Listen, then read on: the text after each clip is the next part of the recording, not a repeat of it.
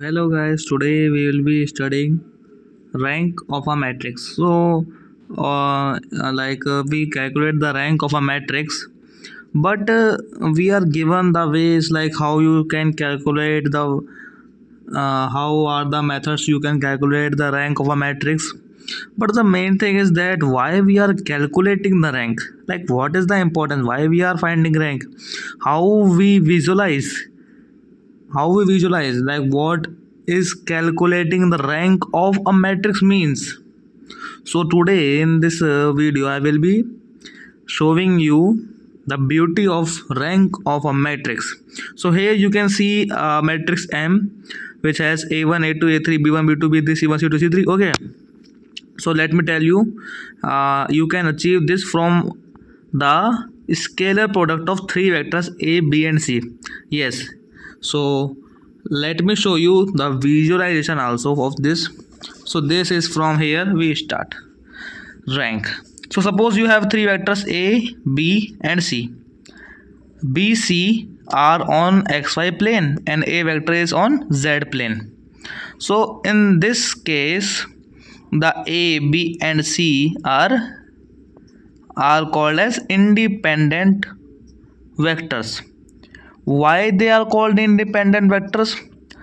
Let me tell you in brief. Suppose clarify you in some more detail, like what do I mean by independent vector. So see, you can see the perfect notations of b vector, a vector and c vector here.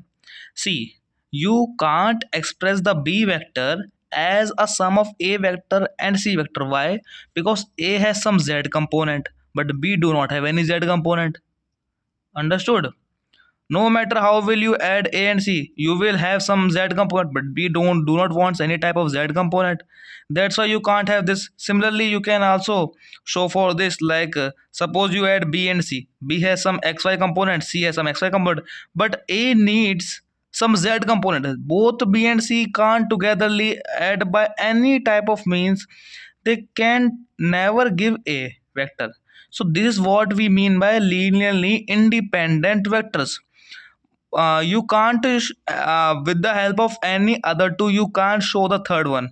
This is what we mean by linearly independent vectors. Okay, so this a vector was also lying in this plane b c x, sorry, this xy plane.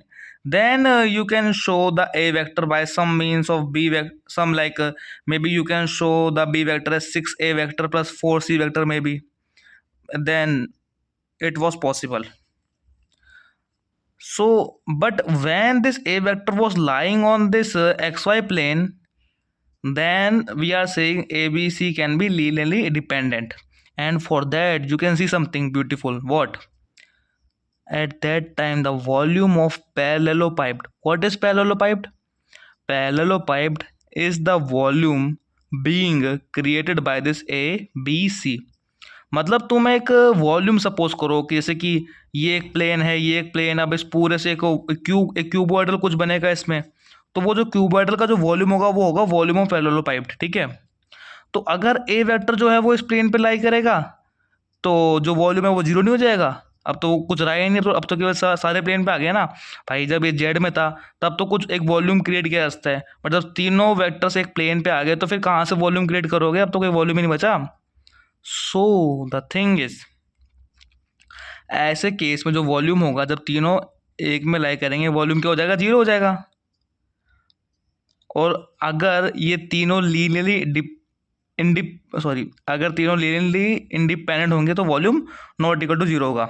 So see, this is called as scalar product of three vectors. Scalar product, हाँ, scalar triple product. Okay, so this is how we write it like this in the form of determinants. Okay, okay, so this is what I have written, I have said so far. Okay, so in such case, so you have always calculated this. देखो यार, जब तुम rank निकालते थे तो rank में ऐसे कहते नहीं थे क्या कि अगर तुम्हारे पास में ये 3x3 का स्क्वायर मैट्रिक्स है, तुम इसका रैंक, इसका डिटरमिनेंट निकालो. अगर वो जीरो आ गया तो इसका मतलब इसकी रैंक क्या है? 2 है. यही तो करते थे. जीरो आने का मतलब क्या है? वॉल्यूम जो है इस पैरेललोपैरेप्टिक का वो 0 है। और जो क्या कहते हैं आप रैंक 2 है, रैंक 2 का मतलब पता है क्या होता है? रैंक 2 का मतलब ये है कि जो तीनों वेक्टर्स है ना वो 2D प्लेन पे लाई करते हैं। पता थी ये बात कि यार ये कैसे है, मतलब ये विजुअलाइज करवाना चाहता था मैं आपको कि अगर रैंक 2 है इसका मतलब तीनों एक 2D प्लेन पे लाई कर रहे हैं। But another thing, v equal to 0 may also imply that all vectors a vector b vector c vector are lying on the same axis। भाई जरूरत हो ना वो 2D में लाई करे, भाई v तब भी 0 होगा जब मान ले तेरे पास a b c, जो तेरे पास a b c है ये तीनों मान ले x एक्सिस का लॉन्ग लाई करेंगे, तब भी तेरे पास वॉल्यूम 0 होगा, है ना? तब प्लेन पे नहीं होगा। और गाइस तब आपको पता है उसकी ब्यूटी क्या होती है? जब ये तीनों वेक्टर्स एक प्लेन पे लाई करते हैं ना तब हमारे पास आता है रैंक 1। अब ये कैसे, इसकी ब्यूटी भी शो करूँगा मैं आपको, है ना? तो रैंक 1 कैसे आता है? Now there is another concept कि अब कैसे पता करना है ना। तो देखो हम जानते हैं यार, मान लो अगर यहाँ पे मान लो ये बी और सी आपस में मान लो पैरेलल होंगे, है ना? मान लो बी और सी दोनों एक ही एक्सिस के होंगे इधर की ओर, तो बी क्रॉस सी करूँगा फिर तो 0 आना चाहिए ना भाई, पैरेलल वेक्टर्स के लिए तो क्रॉस प्रोडक्ट 0 होता है ना? ये कॉन्सेप्ट हमको पता है। तो अगर बी और सी पैरेलल होते तो हमारे पास जो का क्रॉस होता है वो क्या होता है? B1 B2 B3 C1 C2 C3 आई जे के। इसको कैलकुलेट करोगे डिटरमिनेंट तो उसका वैल्यू ये आता है। अगर ये दोनों पैरेलल होंगे तो ये जो क्रॉस प्रोडक्ट के हर एक टर्म है उसकी वैल्यू 0 आनी चाहिए ना। यानी कि ये जो आपको दिख रहा है block B2 B3 C2 C3, ये डिटरमिनेंट नहीं लग रहा देखने से कि यार 2 क्रॉस 2 का कुछ डिटरमिनेंट है ना? अच्छा इधर देखो B1 B2 C1 C2, यहाँ पर भी हम कुछ क्रॉस कर रहे हैं यहाँ के कैप वाले के अंदर, ये आपको डिटरमिनेंट से नहीं लग रहा कुछ? तो ये सारे जो है ना 0 होने चाहिए अगर ये दोनों क्या होंगे? पैरेलल होंगे। ठीक है, तो अब एक और कंसेप्ट जो आपने सीखा होगा जब आप रैंक के बारे में पढ़ते थे, वो क्या कि जब आपका ये पूरा जो 3x3 का मैट्रिक्स है, अगर इसका वॉल्यूम 0 आ रहा है तो इसका रैंक 2 हमें पता पड़ जाता है। बट अगर आप यहाँ पर कोई भी 2x2 का एक मैट्रिक्स उठा लेते हैं, 2x2 का कोई एक मैट्रिक्स उठा लेते हैं और सारे जो 2x2 जो आपने इसके अंदर उठाए हैं उनका भी अगर डिटर्मिनेंट 0 आ जाता है तो फिर इसकी रैंक 1 कही जाती है। वो कंसेप्ट पढ़ा था ना, वो कंसेप्ट को विजुलाइज कैसे करें, यही तो है। मैंने आपको 2 के लिए समझाया कि अगर हमारा बी और सी पैरेलल होगा तो ये जितने भी है ना छोटे छोटे यहाँ जो बन रहे हैं 2x2 वो सारे क्या होने चाहिए? 0 होने चाहिए। अब सिमिलरली जो अभी जो बात मैंने बी और सी के लिए कही है यही बात आप ए बी के लिए या ए सी के लिए भी कह सकते हो।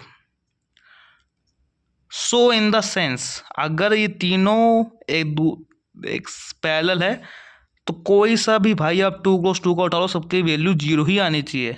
So this is what I wanted to show you. Okay, so in general I am ending this video by this line. Rank of matrix 2 means all vectors lie on a 2D plane and rank of matrix 1 means all vectors lie on a 1D axis. Okay guys, thank you, have a good day.